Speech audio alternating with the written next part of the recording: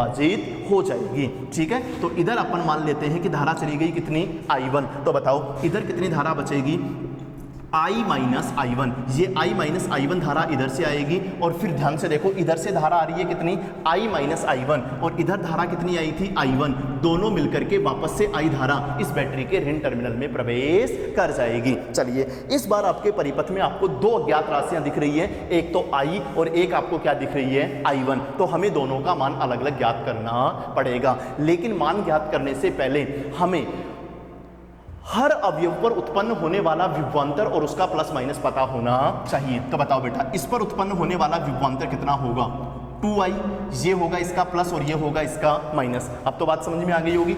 इस पर उत्पन्न होने वाला विभवांतर कितना होगा बेटा, 2i1, यहां बनेगा प्लस और यहां बनेगा माइनस। इस पर उत्पन्न होने वाला विभवांतर क्या होगा, I माइनस I1। इसको ध्यान से समझना बेटा, इसमें कितनी धारा जा रही है, I माइनस I1, और प्रतिरोध कितना है, 1 ओम। तो विभवांतर कितना होगा, I माइनस I1 होगा, ये होगा इसका प्लस और ये होगा इसका माइनस। इस बार हमारे पास में कितनी अज्ञात राशियां हैं, 2। तो हमें 2 समीकरण लिखने पड़ेंगे। 2 समीकरण लिखने के लिए हम 2 बंद रूपों का चुनाव कर लेते हैं। एक बंद रूप मैं चुन रहा हूं, A B E F A।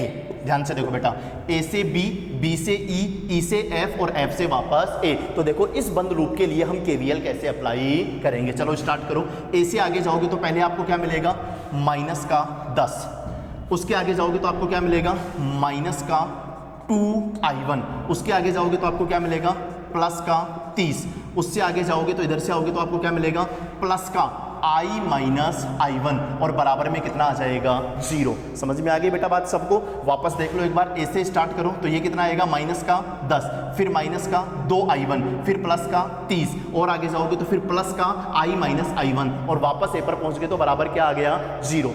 Equation को थोड़ा सा सही बनाते हैं। सबसे पहले देखते हैं I, तो I तो एक ही जगह आ रहा है I। अब देखते हैं I1, तो माइनस का 2i1 और माइनस का I1, तो ये क्या बन जाएगा, माइनस का 3i1, और ये हमारे पास में है माइनस का 10 और प्लस का 30, तो प्लस का 20 बराबर कितना बन जाएगा, 0। समीकरण नंबर 1। इसी प्रकार दूसरा समीकरण लिख लेते हैं हम, loop A B C D E F A। बिंदु A से स्टार्ट कर रहा हूं और इधर से घूम करके बड़े वाले लूप के अंदर KVL लगा रहा हूं। तो बताओ इसका आंसर हम कैसे निकालेंगे। A से स्टार्ट करो और आगे चलो, माइनस का 10, और आगे चलो माइनस का 50, और आगे चलोगे तो प्लस का 2i, और उसके आगे और आगे चलोगे तो प्लस का I माइनस I1 बराबर कितना बन जाएगा, 0। इसको सही से लिखो। सबसे पहले 3i, 2i और i कितना हो जाएगा, 3i माइनस I1, और ये बनेगा माइनस 10 और माइनस 50 माइनस 60, तो उधर जाके बन जाएगा प्लस का 60। समीकरण नंबर 2। इन दोनों समीकरणों को सोल्व करना है। अब सोल्व करना आता है आपको, कोई दिक्कत नहीं। यहाँ से आप चाहो तो i का मान निकाल लो और उस i का मान यहाँ पर सब्स्टिट्यूट कर दो और सोल्व कर लो। I1 का मान आ जाएगा, फिर I1 का मान यहाँ पर आप वापस से पुट कर लेना, तो i का मान भी आ जाएगा। अगर अपन समीकरण नंबर 1 और समीकरण नंबर 2 दोनों को सोल्व करते हैं तो समीकरण 1 और 2 को सोल्व करने से हमारे पास में, मैं डायरेक्ट आंसर बता रहा हूं, I का जो मान हमें मिलता है वो अपने को मिलेगा 25 एम्पियर, और I1 का जो मान मिलता है वो अपने को मिलेगा 15 एम्पियर। आप सोल्व करके देख लेना, I का मान मिलेगा 25 एम्पियर और I1 का मान मिलेगा 15 एम्पियर। तो बताओ बेटा इस 2 ओम के प्रतिरोध में कितनी धारा जाएगी, I के बराबर, तो इसका मतलब उसमें कितनी धारा जाएगी, 25 एम्पियर। ठीक है, हम चाहे तो इसका विभवांतर भी बता सकते हैं। अगर इसमें धारा 25 एम्पियर है, I का मान और प्रतिरोध 2 है, तो इसका विभवांतर कितना आ जाएगा, 50 वोल्ट। ओके, नेक्स्ट इसका बताओ, इसमें जाने वाली धारा I1 का मान कितना होगा, 15 एम्पियर। I1 का मान कितना है, 15 एम्पियर। तो बताओ इसका विभवांतर कितना हो जाएगा, 30 वोल्ट। 2 ओम प्रतिरोध और 15 एम्पियर धारा जा रही है, तो इसका विभवांतर कितना हो जाएगा, 30 वोल्ट। इस चीज को ध्यान से देखो, यहां जाने वाली धारा I माइनस I1 है, तो यहां जाने वाली धारा कितनी होगी, I का मान कितना है, 25, और I1 का मान कितना है, 15। तो इसका जो धारा होगी वो होगी हमारे पास में 10 एम्पियर। इसको ध्यान से देखो बेटा, इसमें जाने वाली धारा कितनी है, I माइनस I1, I का मान है 25 और I1 का 15, तो इसमें जाने वाली धारा कितनी होगी, 10 एम्पियर। ये प्रतिरोध 1 ओम का है, अगर जाने वाली धारा 10 एम्पियर है तो इसका विभवांतर कितना होगा, 10 वोल्ट के बराबर होगा। होगा। ठीक है बेटा, चलो नेक्स्ट। अब अगर अपन लोग इसी के अंदर ये अपन ने देखो सारी धाराएं ज्ञात कर ली और सबके विभवांतर भी ज्ञात कर लिए। कभी कभी इसी के अंदर क्वेश्चन को थोड़ा सा टफ बना सकता है और मैं इसी के अंदर आपको अगला क्वेश्चन बता रहा हूं। अगला क्वेश्चन मेरा ये है, इसी में दूसरा क्वेश्चन है कि इस परिपथ में VB माइनस VD का मान कितना होगा। अच्छा क्वेश्चन है, देखो इस परिपथ में VB माइनस VD का मान कितना होगा। ये रहा बेटा बिंदु B और ये रहा बिंदु D। आपको VB माइनस VD का मान ज्ञात करना है। तो VB माइनस VD बराबर क्या होगा, बिंदु B से स्टार्ट करो और D तक जाओ और जो भी बीच में अवयव आ रहे हैं उनके लिए पहले चिन्ह के साथ में मान रख लो। चलिए देखते हैं, B से लेकर D तक जाना है तो मैं इधर से जा रहा हूं, तो इधर से जाओगे तो देखो बेटा पहले कितना आएगा माइनस का 50 और उसके आगे जाओगे तो फिर कितना आएगा प्लस का 50। तो प्लस का 50 कहां पहुंच गए, बिंदु D पर। इसका मतलब VB माइनस VD का जो मान मिलेगा वो हमें कितना मिलेगा, अभी 0। VB माइनस VD का मान कितना मिल जाएगा, 0। इसी प्रकार हम VA माइनस VD का मान या VF माइनस VC का मान जो भी ज्ञात करना चाहें वो हम ज्ञात कर सकते हैं। ओके नेक्स्ट, चलिए इसी में थर्ड क्वेश्चन है। अच्छा क्वेश्चन है, ध्यान से देखना। यदि VD बराबर 5 वोल्ट हो, इस बिंदु D का विभव मैं आपको दे रहा हूं, बिंदु D के ऊपर विभव का मान कितना है बेटा 5 वोल्ट। तो बताइए VA का मान कितना होगा, दिमाग लगाना बेटा। VD का मान दिया हुआ है 5 वोल्ट और हमें VA का मान पूछा है। तो आप क्या करो, A से लेकर के D तक खुले परिपथ में KVL लगाओ। VD का मान तो दे रखा है और VA का मान पूछा है, देखना अभी अपने आप आंसर आ जाएगा। A से D तक KVL लगाओ और कॉन्सेप्ट ध्यान से याद करो। A से D तक KVL लगाएंगे तो हम लोग क्या लिखेंगे, पहली स्टेप VA माइनस VD बराबर A से D तक जाओ, चाहे इधर से चले जाओ चाहे इधर से चले जाओ, कोई दिक्कत नहीं है। और जो चीज पहले आ रही है उसका विभव चिन्ह के साथ में रख लो। चलिए इधर से जाना इस बार आसान रहेगा, मैं इधर से जा रहा हूं, A से इधर से जाऊंगा तो देखो पहले चिन्ह किसका मिल रहा है, माइनस का, और इसका विभवांतर कितना है 10 वोल्ट, तो बराबर आ जाएगा माइनस का 10। आगे चलो, यहां कोई विभवांतर मिला नहीं, कहां पहुंच गए, बिंदु D पर। तो बस VA माइनस VD का मान ये वाला ही होगा, कितना, माइनस का 10।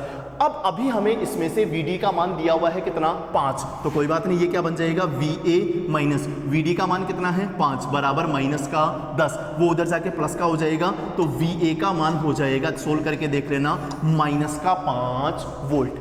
बोलो बेटा बात समझ में आई। चलो ठीक है, इसी में एक चीज और बता रहा हूं, VD का मान लो दिया हुआ है कितना, 5 वोल्ट। तो अब बताइए आप कि VB का मान कितना होगा। अगर VD का मान 5 वोल्ट है तो VB का मान कितना होगा। वापस से वही KVL लगा लेते हैं, कहां से कहां तक, B से D तक।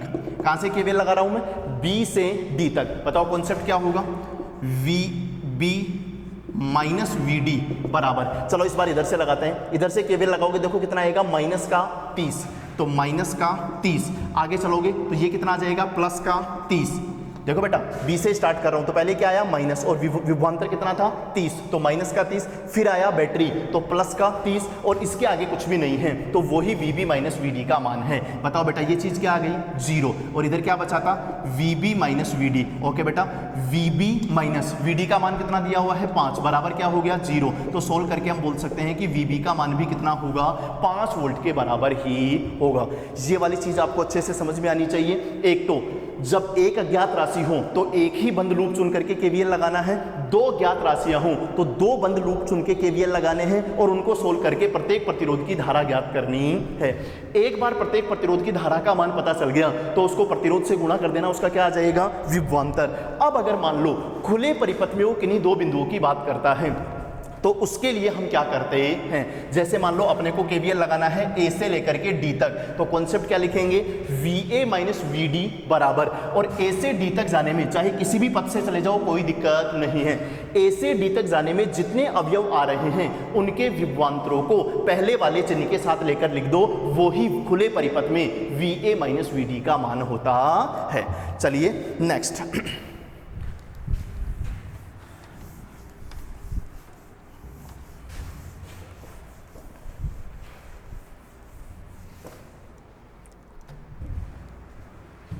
अब अपन लोग इस केवीएल से संबंधित एक स्पेशल क्वेश्चन सोल्व कर रहे हैं जो कि जनरली आपके एनसीईआरटी की बुक में भी मिलता है।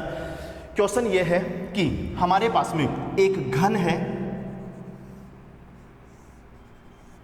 जिसकी प्रत्येक भुजा में कैपिटल आर प्रतिरोध जुड़ा हुआ है।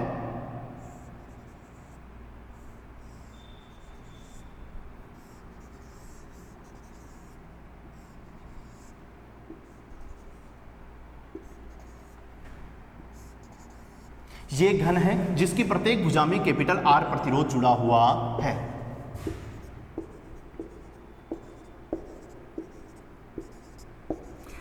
A B C D E F G और एच, हमें इस घन के किसी भी एक विकर्ण, फॉर एग्जाम्पल ये है आपका बिंदु ए और ये है आपका बिंदु जी, क्या एक इसका एक विकर्ण हो गया क्या? इस विकर्ण के अनुदिश दोनों बिंदुओं के मध्य का तुल्य प्रतिरोध ज्ञात करना है। तो केवीएल लगा करके हम इन दो बिंदुओं के मध्य का तुल्य प्रतिरोध कैसे ज्ञात कर सकते हैं? सुनिए, इसके लिए हम क्या करते हैं, सबसे पहले जिन दो बिंदुओं के मध्य का हमें तुल्य प्रतिरोध ज्ञात करना है उनको किसी बैटरी से जोड़ देते हैं। केवीएल से संबंधित ही क्वेश्चन है, लेकिन इस बार धारा नहीं पूछी है, हमें बिंदु ए और जी के मध्य का तुल्य प्रतिरोध पूछा है। तो इसके लिए हम क्या करते हैं, अपनी तरफ से यहां पर एक बैटरी जोड़ लेते हैं और इस बैटरी का विभवांतर, वैसे तो हम कुछ भी ले सकते हैं, 5 वोल्ट 10 वोल्ट कुछ भी ले सकते हैं, बट चलो मान लो अभी हमने इसका विभवांतर क्या ले लिया, 1 वोल्ट, और माना कि इस बैटरी के धन टर्मिनल से कितनी धारा बाहर आई, आई धारा। इस आई धारा को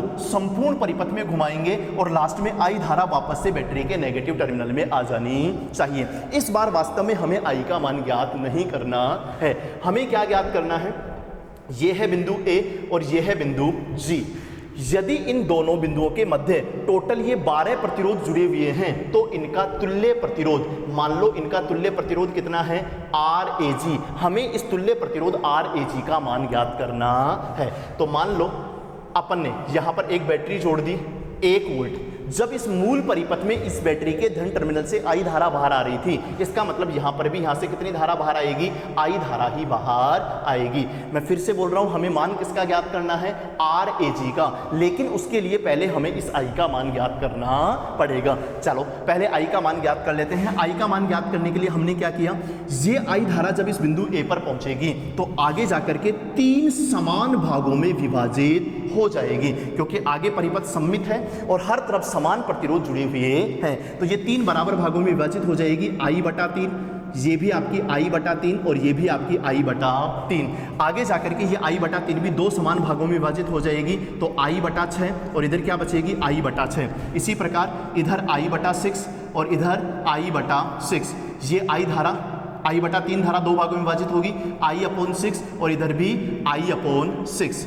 उसी के आगे चलो, I/6 और I/6 मिलकर के ये बन जाएगी I/3, इधर भी बन जाएगी I/3 और इधर भी बन जाएगी I/3, I/3, I/3, I/3, तीनों मिलकर के वापस से I धारा बैटरी के नेगेटिव टर्मिनल में प्रवेश कर जाएगी। इस I का मान ज्ञात करने के लिए हम क्या करते हैं, मैं पूरा नहीं लिख रहा हूं, बिंदु A से स्टार्ट करूंगा, बिंदु B पर जाऊंगा, C पर जाऊंगा, जी पर जाऊंगा और इसके बाद में इधर से घूम करके वापस बिंदु ए पर पहुंच जाऊंगा। तो केवीएल लगाने के लिए हम लोग क्या करेंगे, ध्यान से देखो, ए से स्टार्ट करो और आगे जाओ, धारा कितनी है, I/3 और प्रतिरोध कितना है, R, तो इसका विभवांतर बनेगा IR/3 और हम आगे जा रहे हैं तो पहले किसका चिन्ह मिलेगा, प्लस का, तो इसको लिख लिया हमने प्लस का IR/3। बिंदु बी पर जाओ और बिंदु बी से इधर जाओ, तो ये हमारे पास में बन जाएगा प्लस का IR/6। उससे और आगे जाओगे तो ये बन जाएगा वापस से प्लस का IR/3 और उधर से घूम के आओगे तो ये बनेगा माइनस का 1 और वापस बिंदु ए पर पहुंच गए तो बराबर क्या आ जाएगा, 0। इस 1 को उधर ले जाओ और इधर बचा IR/3, IR/6, IR/3, तो लघुत्तम ले लो, कितना आ गया, 6। यहाँ पर बचेगा 2IR, यहाँ पर बचेगा IR और यहाँ पर बचेगा 2IR, तो ये बन जाएगा 5IR/6 बराबर कितना बना, 1। तो बताओ I बराबर कितना बचेगा, I बराबर बचेगा 6/5R। ये किसका मान है बेटा, I का। वास्तव में हमें I का मान नहीं चाहिए, हमें किसका मान चाहिए, RAG का। कोई दिक्कत नहीं है, अब RAG का मान भी हम निकाल सकते हैं। वो जो दूसरा वाला परिपथ अपने बनाया था, इस दूसरे वाले परिपथ में ओम का नियम लगाओ। हाँ बेटा ध्यान से सुनना, दूसरे वाले परिपथ में ओम का नियम लगाओगे तो V बराबर क्या आएगा, IR। इस परिपथ को देख के बताओ V की जगह कितना लेंगे, 1 वोल्ट, बराबर I की जगह कितना लेंगे, ये वाला मान कितना, 6/5 R, I का मान। और R की जगह, R मत लेना, मैं उस परिपथ की बात कर रहा हूं, तो इस परिपथ में R की जगह हम लोग क्या लेंगे बेटा, RAG। तो बताओ सोल्व करके हम लोग क्या बोल सकते हैं कि RAG का जो मान होगा वो कितना होगा, 5R/6 के बराबर होगा। बेटा इस आंसर को अच्छे से याद कर लेना।